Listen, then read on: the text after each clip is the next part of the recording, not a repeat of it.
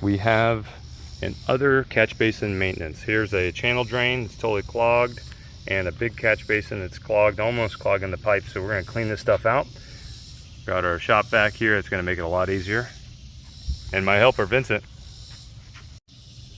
So I'm just going to loosen everything up with my screwdriver so I can vacuum it up. Just look at this stuff is like just a little bit of mulch. Just holding it together. I can get that with my hand, but shop vac is a 2-for-1, put it in a bucket. That's a lot of stuff right here. All right, check out how easy this is.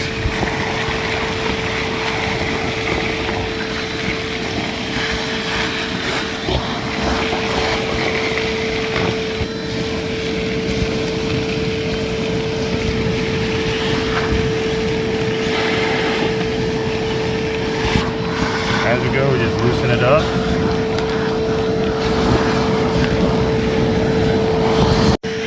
Now this is why in a high sediment area, a large catch basin is really helpful, because if you have too small of a catch basin, you're not gonna have time to clean it up before you have a clogged system.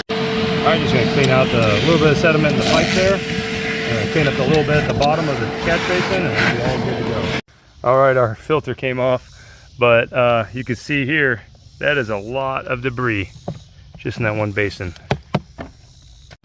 Now we're gonna wash our hose because it is has a lot of mud in it. You see that? We gotta clean it out so it doesn't get messed up.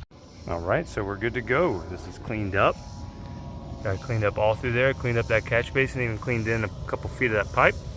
And this will get us at least another year. There's a lot of sediment on this system.